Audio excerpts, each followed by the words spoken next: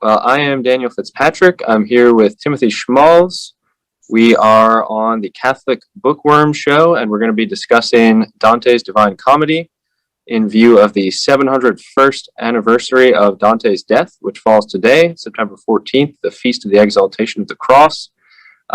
Tim, last year, you at this time were in Florence, completing the final sculpture for your Dante project, sculpting one image for every canto. And we, of course, had the pleasure of collaborating on putting that into book form with a new translation, which was a great delight. But I wonder if you could maybe, to start, just tell us a little bit about that experience of being in Florence for the 700th anniversary of Dante's death, what you did, what some of the most moving sights were, and so on. Anything else that comes to mind?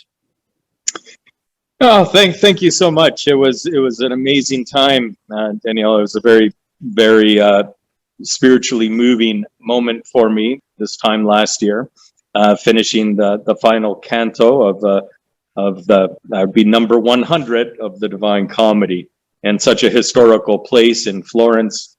I can't believe that a whole year has lapsed since that time. It just went so quickly. But that was now when I sculpted the Divine Comedy, it was during the time of the pandemic, which was, I think, very appropriate, because the idea that Dante wrote the Divine Comedy when he was in exile, I think everyone felt during the past couple years that they were in personal exiles. And one of the things that after a year after creating the pieces, I think about that period of time, and I think about the optimism that Dante brought me during that time, and I think that it's contagious. I think anyone that explores Dante and studies the Divine Comedy will find just a breath of fresh air and a release from this insane world that we're living in right now. And it's fascinating, because even when you're in hell with Dante, there is that hope that's there. And I think one thing that really touched me working on the project was how refreshing and how unique it was to see the world through Dante's eyes, where there was so much structure and lines and absolutes. And you think about our culture today, about how it's in a state of nihilism, to say the least, where you had it wasn't only Dante, it was the mind of that period of time had certain belief systems that were anchors that through the journey of life would hold them and give them direction. And so, yeah, it was an amazing experience to be so immersed in Dante, the Divine Comedy. And for me, it was actually kind of a spiritual exercise. It was a ritual. And I think that that's human nature, that you need to have something physical to grab onto in many respects. And for me, it was the clay and the bronze, and to actually have these beautiful, wonderful, poetic ideas that I could do something with, tangible, with my hands. And I oftentimes think that that's what a rosary is all about. Is, well, why do you need a rosary? Why do you need a physical thing? And that's the human nature. We love tactile things. We are physical beings. And I think that's also people reading books. That's a physical activity as well. They're turning pages. People that are writing poetry, that pen moves, that hand moves, the pages move. And so it was an amazing experience. And really what it did from that point onward is it inspired me to have more courage on other projects and other blind spots as far as visual art that warrant being represented in as many different ways as possible. Yeah, that's wonderful. I think that's one of the things that's most striking about Dante is, as you say, he is so anchored in this medieval way of looking at the world, and so he has like, there's so many passages in the poem that are, more or less lifted from St. Thomas Aquinas, and so he's able to tap into this whole Thomistic way of viewing the universe, and that gives him a space almost in which he can really attend very closely to the things of the world. And that's one of the things I find most astonishing is like you'll be going through, the most miserable parts of the Inferno with Dante, and he brings in these just really lovely similes that bring us back to just a very closely observed life in Italy. Like all these great lines about, the rustic who wanders into town, right, into a big city and looks around in astonishment at all this great throb of life around him, or the rustic who wakes up one morning in fall and sees the frost on the ground and thinks that snow has fallen and goes back inside in despair, and then as the sun burns off the frost, realizes that he still has time to harvest his crops. Or like even the image of different characters peering at each other through the gloom of the Inferno, like an old tailor peering at the eye of his needle. And you can just imagine Dante doing, as he wanders Italy, just observing so closely everything that's going on around him, seeing what it is to be a shepherd, seeing what it is to, waiting for his clothes to be fitted and watching not just a tailor, but the old tailor at his work. And that to me is just so moving in Dante, to see the way that even in the midst, because of course he's writing this poem in exile, that this exile, though it brings, there's always a kind of rage with him, but that rage is always accompanied by this really great tenderness for Florence and for the rest of Italy as well. It's such a comfort to read him. One question I always come back to, and I'd like your impression on this. If he wasn't in exile, do you think we would have had the Divine Comedy? Do you think that he still would have created it? Yeah, that's such a good question. Because he has, I think probably one of the benefits to him of exile is that it clears up a lot of his time in some ways for turning to these sorts of pursuits. He's no longer participating in civic life in the way that he was. He comes not long before his exile to be one of the most politically advanced members of his family. So he's sort of climbing the political ranks of Florentine life. The exile, I think, gives him a lot of this free time so that he starts. I think he's written the Vita Nuova before his exile. And then the first 10 years of his exile are really productive with getting into works like De Vulgare Eloquentia, right, on eloquence in the vernacular, the Convivio, right, this banquet. But he leaves both of those works off unfinished, I think probably because he is so preoccupied with the comedy. I almost wonder if he needed the exile in order to have I think maybe both the kind of anguish of the heart as well as maybe just the free time to make it happen. I don't know. What do you think?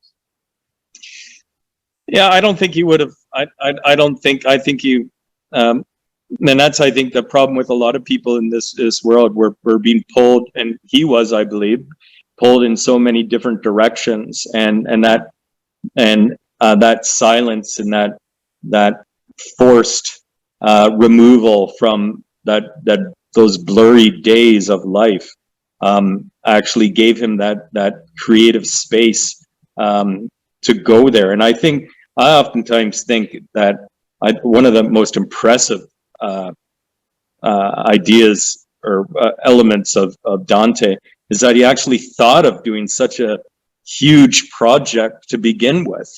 And I'm working on some big projects right now, and I think that really takes courage to actually think of doing big things. But I think that for him, that space, he had to fill it up with something, and it had to warrant him losing everything. And so it couldn't be something big, little. It would have to be something that would match his losing his whole bloody life. And so the only thing he could think of is, well, I'm going to go through heaven, purgatory, and hell. That's right. Okay, that's good. That's good enough. I'll do that then. So he has some sort of peace about his existence. And that was a very tall exchange, but I think it worked. And I think that I think that's what we can also learn from Dante, is that what might appear to be a horrible negative thing in your life, you can replace it. But like Dante, you probably have to replace it with something pretty big. And but he had to have the courage to not like, I can just imagine when that idea came to him, there must have been some negative resistance in his spirit or in his mind about doing such an epic project, but he tenaciously went for it and jumped right in. And so as far as anyone that's creative, whether it be a visual artist like myself or a writer or a philosopher, I think that is wonderful, and something that we all can learn today, or we need to hear today about. Look at the big stuff. Don't just focus on the little small things. And it's like humanity right now is being spliced into so many different individual fractions that I think we lose our wholeness of a human. Whereas if you read the Divine Comedy, it all comes back, right? Right. Yeah. I think that's so true. I think about the courage to undertake a project of that scope. It goes very much in hand, I think, with almost like the works of building the great medieval cathedrals. If I'm beginning this, I'm not going to see the work reach its conclusion. All right. If I'm starting Notre Dame, it will not be completed until after my death. Which, of course, Dante just barely completes his poem prior to death. But you can imagine, the courage to undertake something with the knowledge that I might not finish it myself. What was the space? What was the space after he completed the last part of the Divine Comedy? What is the space between that and his death? I don't think it was very far at all, because I want to say it was within months, right? That he because is it in March of 1321 that he completes the Paradiso, and then it's September that he dies. I think that's another really interesting fact about that people really need something to cling on to give their life meaning. And I've heard of people that when they're done an epic project, they die, right? That's why I'm always trying to have a big project on hand, one in the background or something like that. But it gives you life. It gives you excitement, and it gives you meaning, right? Yeah. We've got a number of fairly substantial projects going on right now. You told me earlier about some of them, but do you want to for the viewers and listeners talk a little bit about some of your projects now? Yeah, it's interesting because I thought it was an accomplishment to actually sculpt 100 cantos of the Divine Comedy, and I think that's an accomplishment. Yeah, great one. Imagine actually writing the poetry for the Divine Comedy. That's really something. But that gave me a lot of confidence to work with big subjects, and so right now I'm working on some huge projects. I'm doing for the Basilica in Orlando, epic Stations of the Cross that are 12 feet tall, 11 feet wide, and they're holding all these amazing scenes, the Stations of the Cross, the last day of the life of Christ. And within that, I thought, okay, so I can do the figures in the foreground, but wouldn't it be interesting in the background scenes to have all the parables in the New Testament kind of woven in the landscape, like a sower in the back and everything like that? And I think with artwork, when you're doing epic projects like this, they become boring. It's just because you're working 9, 10 hours, 11 hours a day on them. Mhm. So in order to relieve that boredom, you have to make it more interesting. So you have to put more of yourself into it. But when you put more of yourself into it, it takes more time. So then that becomes boring. So then you have to actually add more to make it more interesting and to keep your interest. So it's a self-fulfilling prophecy in a sense. But I'll show you one project I'm working on right now, which is for California. And you can see here, Wonderful. this is the scale of them, right? And this is a Calvary scene. It's going to be 50 feet long. It's a Calvary scene. And 50 feet long. It's just crazy, right? And this is how I start them out. This is Pontius Pilate here. And this is a guard. And so it's huge projects. And actually working on the Divine Comedy and actually being so close to another artist, a poet's work, that of Dante himself, really was an absolute inspiration for me. And so I have the benefit that I'm not in exile. And so I can go out and travel if I want, but I really can't because of my time. But yeah, so it's amazing. I oftentimes think about Dante too, and You guys about. hear me? Oh, yes, hello. All right. Yeah, we're joined Had now by technical Kiki difficulties. Latimer. Well, All right, I'm looks gonna like it's I'm gonna have working. technical difficulties pretty soon because my phone's down to 17. I didn't realize that I've Okay. already sucked up a lot of my juice for my phone. But hey, how are you doing? Hi, sorry about that. I was waiting for you and you were waiting for me. Oh, And, Yeah, not at all. apparently Not in at all. limbo. Oh no, Afternoon. hot limbo. Yeah.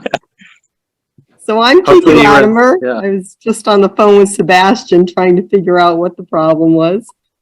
Yeah. I'm so pleased to meet you. I'm pleased Hello. to meet you. So who is Daniel and who is Timothy here? So I'm Daniel. Yes, I was fortunate enough to work with Tim and Sebastian on the Dante project, putting together the new translation with Tim's sculptures, of course. It looks like it's an amazing project.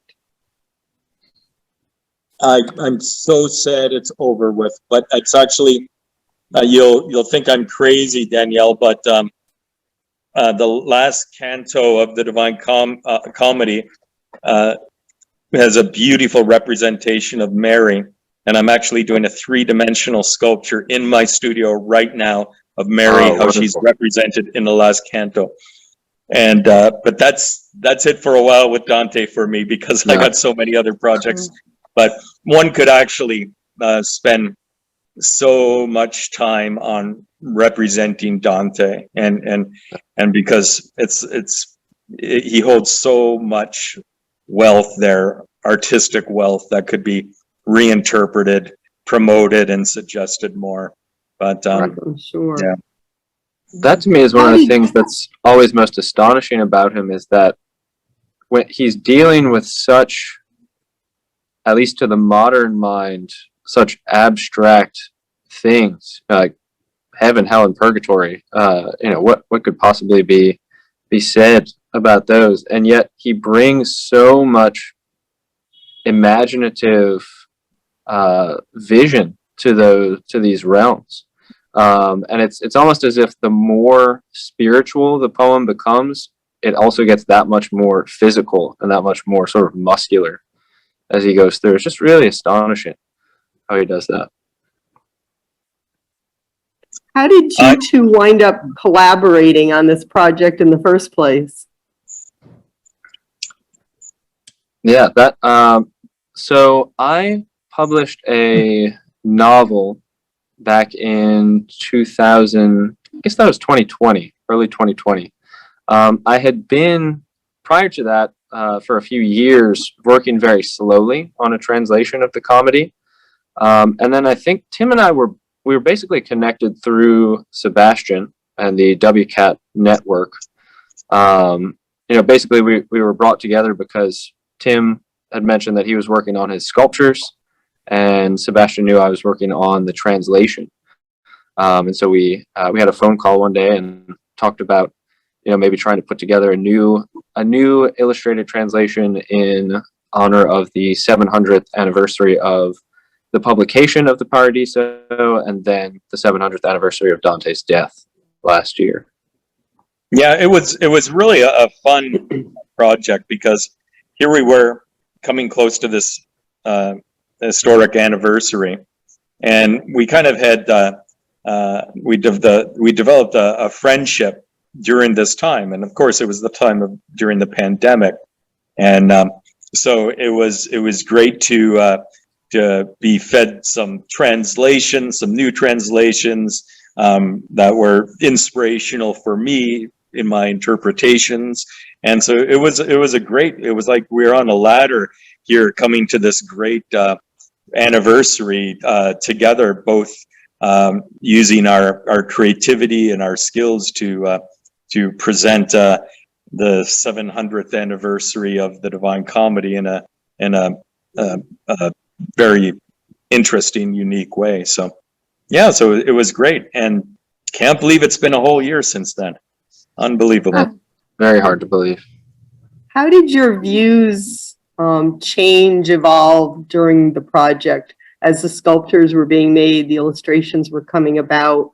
How did that affect how you saw what you had written or translated? Definitely. So there's so many images of Dante out there. But one of the things that was very striking about Tim's images, one is that, they were progressing evenly through the poem, which most, like if you look at, is it Doré? I think he has like, I don't know, like almost 100 images, maybe more, just from the Inferno, and then far fewer for the Purgatorio, and then even fewer for the Paradiso. So Tim had this very, just like even, like balanced look, carrying us all the way through the comedy. But then also the method that Tim was using really reflects some of the visual art that Dante gives us, especially in the Purgatorio, where he gives us these really amazing sculptural images on like basically the floor and the walls of the Mountain of Purgatory that are helping to form the soul for this ascent. And so to me, the fact that Tim's method was in a way embodying kind of like the sculptural style that Dante himself employs in the poem was just really sort of magical, just for sort of bringing to life, helping to put me into the life of the poem itself in a different way that other visual representations hadn't really done before.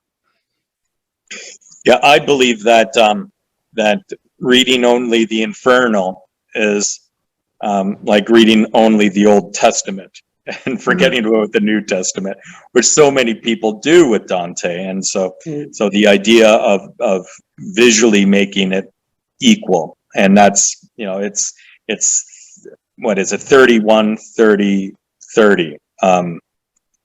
No, it's, well, how many cantos? 30, 34, 33, 33. Yeah, 34, 33, 33. And so they are equal, I think, for a reason. And that has to be, I think, has to be represented in the artwork. Like you, Danielle, if you're going to do a translation of Dante, you would go straight to hell, or you'd remain in hell if you did 50.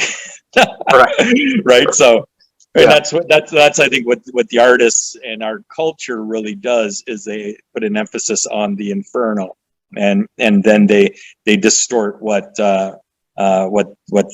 Dante's real intention was there, right? And so yeah, so that's I think, and with having the sculptures equal, they take up equal amount of space. And like I said when I first started it, I heard that, and I think you told me that, Danielle, that most people, like there's a statistic out there that 90% of the people that read the Divine Comedy stop at the Infernal. Yeah. Oh, that's so sad. And but they can't, when they look at it, they're not going to close the sculpture book, or they're not going to actually turn around from the sculpture garden and go back after they're done Infernal, right?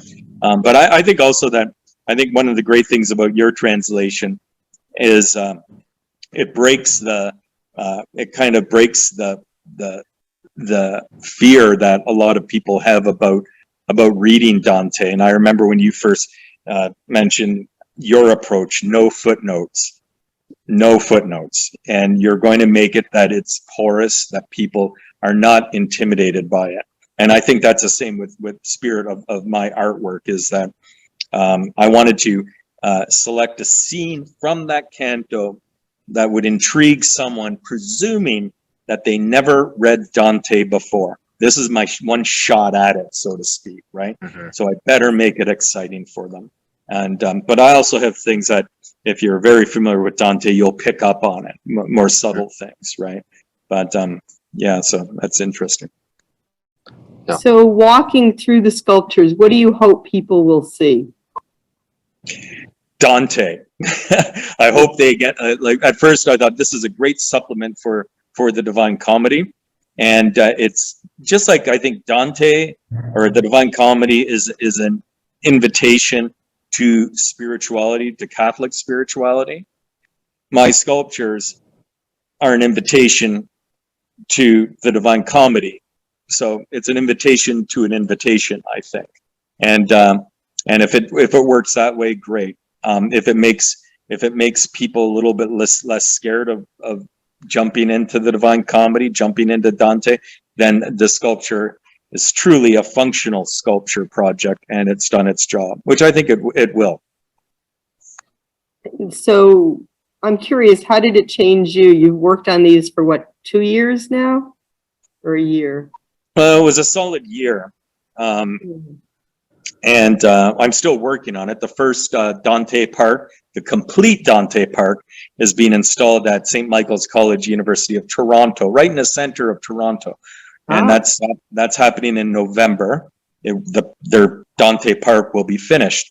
But it basically, it was like, I think what Dante does is it reaches out this spiritual hand as a guide, and it brings you over. And so when I think with my artwork, I felt more connected to humanity from centuries, from 700. I felt that these people from 700 years ago, especially Dante, are very relevant to our lives today, and they have something to say, and we have wisdom that we can benefit. There is that closeness through centuries that comes upon jumping into Dante. And like we mentioned before, the idea of how fresh and how wonderful it is to have structure, and to have a belief system like Dante about how the world is organized,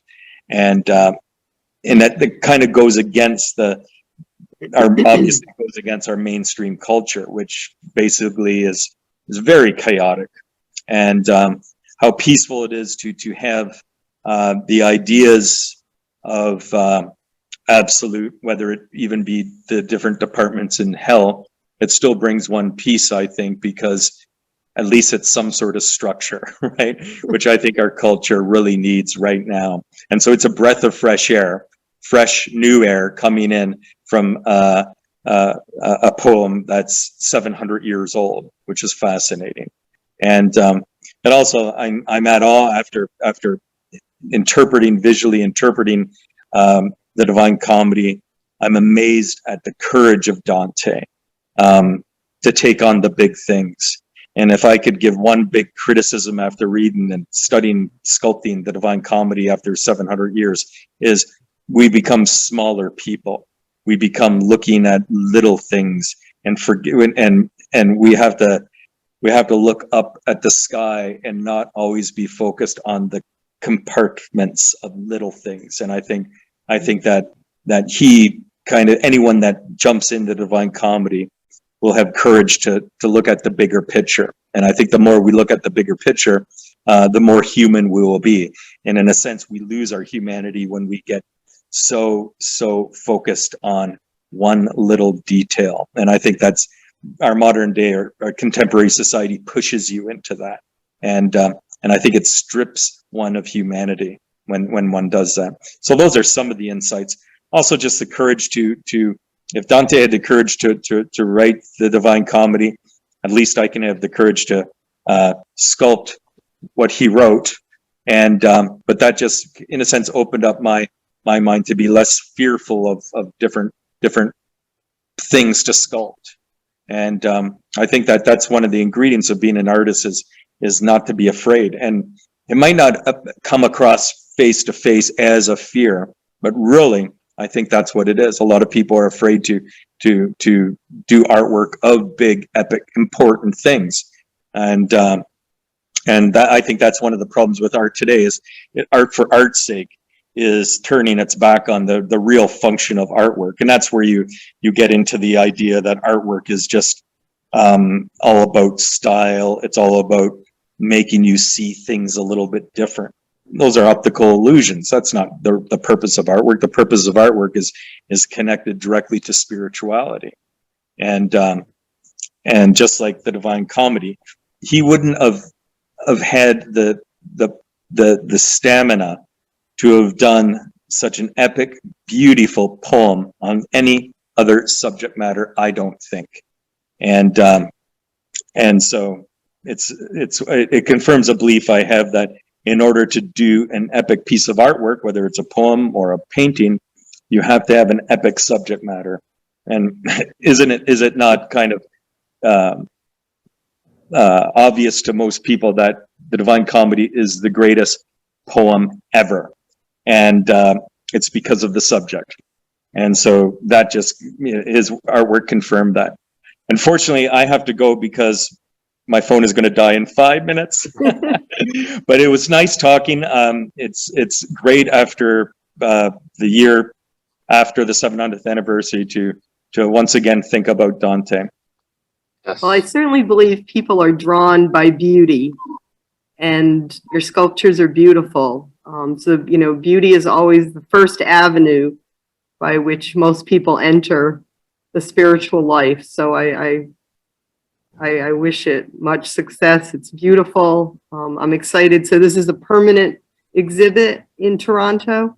Yeah, this is the first. I'm planning on making several different Dante parks around the world, hopefully. And so this is the first full set. But actually, I have to leave right now because you're turning really blurry and I'm going to lose you soon. So Thank you so much. And Thank you. Let's keep on Thanks, promoting Tim. Dante any way we can. Thank you. Sounds great. Thanks. Bye-bye, Danielle. Bye. So how was the experience for you of doing this translation? Sounds amazing. It was wonderful. Yeah, and it was really a delight just to spend so much time with the text, to get to really know Dante on that level, and to just the bulk of the work was done within about a year, but I had started the process several years prior to that. So just to, over a long period of time, spend a lot of time just thinking with Dante. It was a really transformative experience for me, certainly. So you speak and read Italian, which is your first language? Yeah, English is my first language. Okay. Italian, I used to speak it much better than I do now. I learned Italian when I was studying at the University of Dallas, which is where I first encountered Dante. But of course, that was several years ago. My engagement with the poem as a translator really began at the prompting of an essay from the poet Ezra Pound, who mentions that if you want to be a good poet, one of the most important things to do is to translate a great poet. from his language into your own. Sort of in the way, it's kind of the closest thing that a poet can get to copying the works of the masters in the way that a painter might do. Because of course there's a certain benefit to, just copying out Shakespeare's sonnets, or something like that as a poet. But to really get the kind of intimacy with the technique, that a painter might get from copying, a Rembrandt or a Monet. It's really much easier to do that by translating, than by just copying. And so that was how I started it. And of course, there are so many aids to the would-be translator available, just since it's not by any means a text that has lain untranslated. Right. And that's one of the things that's so fascinating about the comedy, is that it seems like every year there's a new translation of it. Someone is just drawn back to engagement with the text in that way. And so that's one thing that's cool too, is there are so many great poets over the centuries, who have crafted their own translations. And so it's really amazing just to look at that kind of conversation that's going on, just because translation is always an act on some level of interpretation. So it's really interesting to see the ways that different poets have approached Dante in rendering him into their own languages. Why do you think people, I think Timothy is correct when he says most people only, get through the Inferno. They don't continue on with the next two. Why do you think that is? Yeah. So I think there are a number of reasons. One is that my assumption is that for many people, their acquaintance with Dante is limited to the classroom. And of course, unfortunately, many times when Dante is assigned in the classroom, it's only the Inferno that is required. So I'd imagine that has a lot to do with it. I do think some readers who get through the Inferno just feel so exhausted by that point that they're ready to move on to other things. I think also there's a kind of fascination with hell, that draws some people to read the Inferno without perhaps going to the others.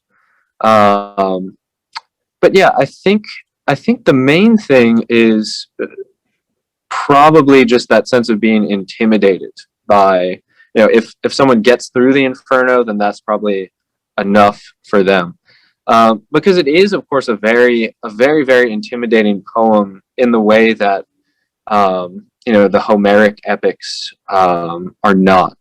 Homer, of course, is not so wrapped up in local politics and all the other sorts of things that Dante is engaged with. And there's so much less of a tradition for someone like Homer to be engaged with than Dante, who's, of course, not only dealing at least indirectly with Homer, but also, of course, with Virgil and Aristotle and St. Thomas Aquinas, and just about everything that could have been known by someone of his time and place that he's grappling with in this poem. And yet I think for all that, it's still very possible just to read the story, as it were, and to journey with Dante from this point of departure of simply being lost in a very human way.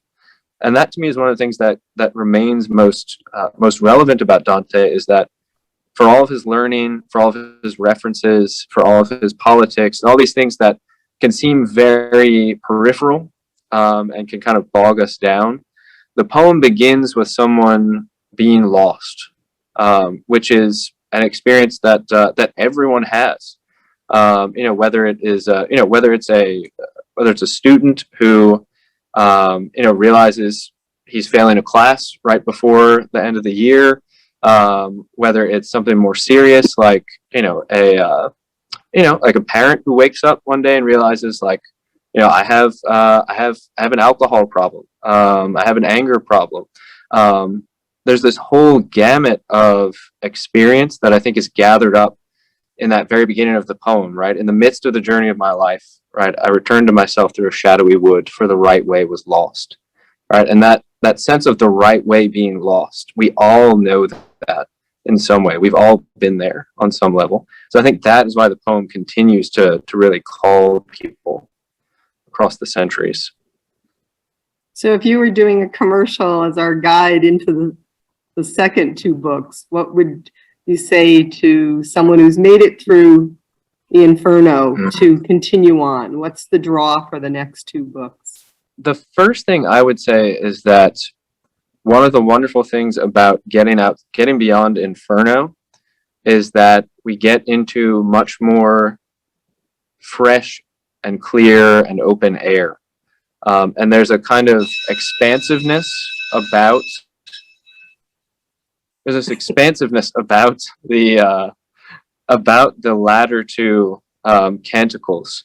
That's just so I don't know, it just feels so free after the tighter and tighter enclosure of the Inferno. Along with that, there's an ongoing imaginative expansiveness. So Dante, of course, I mean, the whole poem is a marvel of imagination in some way or another. But once we get to Purgatorio, we start to, I think, really bring together all the strands of what goes into restoring man, not only to his original glory that's intended for him in Eden, which of course we end up in the Garden of Eden at the top of the Mountain of Purgatory, but then in bringing him beyond that into the mystery of the Incarnation and in Christ's passion, death, and resurrection. And so I think, especially for someone who is interested in Catholic spirituality and in, I guess, kind of a mystical approach to life, right? In the sense that life on earth can become just a very smooth segue into eternal life. The rest of the comedy, especially Purgatorio and Paradiso, give us this kind of map of what does that mystical ascent look like. And you can see a lot of sort of synergy, I guess, between what Dante is doing and then what some of the later Carmelite mystics are going to be looking at in terms of like the purgation of the senses and the spirit on this ascent to union with God. And it's just the poetry just gets so lovely. Especially as we get to meet more and more of the saints in Paradiso. And then finally, Tim was mentioning the really beautiful description of Mary in the last canto is just really, really wonderful. So unlike other Catholic Bookworm interviews that I've done, I make a point of reading at least most of the book. I have not read your translation. I've read Dante's Inferno many years ago, like you said, probably in college, and bits and pieces of Purgatorio and Paradiso. So, and I know, for instance, that Peter Kreft did a translation a few, maybe 10 years back, and it's sort of been on the list to read that translation. Tell me why I should read your translation. Yeah, so, and I mean, of course, there are so many good ones. The things that I aimed for were kind of three. So first, my aim was to present the sound of the Italian as much as possible in English. Right now, of course, there are many limitations to that. But my goal basically was to give, because poetry exists in the sound primarily.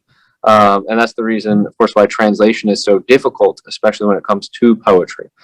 So I wanted to preserve the sound of the original as much as possible.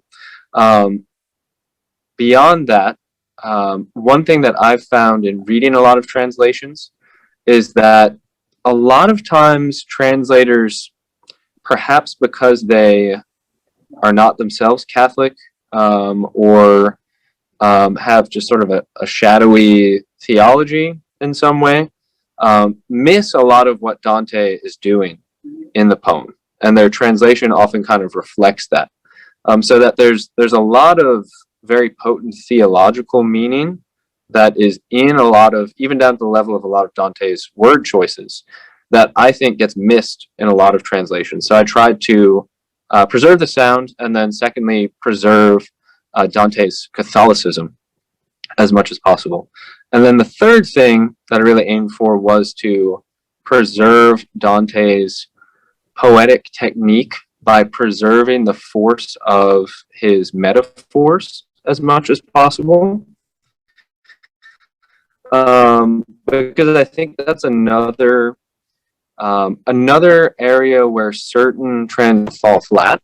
I find that some people tend to almost translate out a lot of the metaphors, which is interesting because metaphor is basically in some ways the Greek equivalent of translation.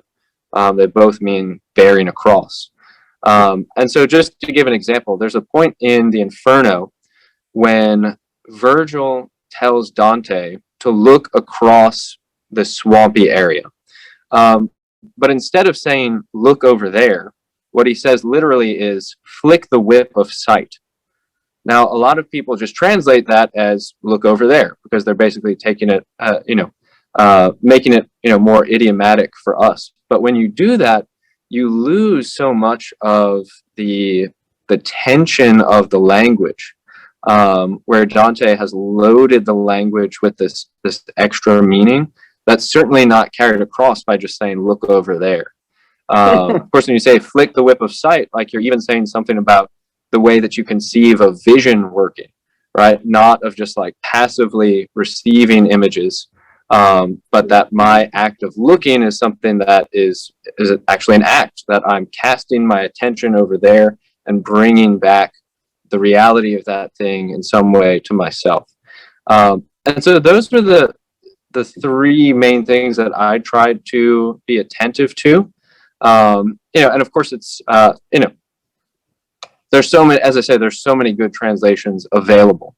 And I would not really try to contend with many of the heavyweights out there, but it was certainly a delight for me to do it. And I hope at least the poem can, for some people, be somewhat more accessible through the translation.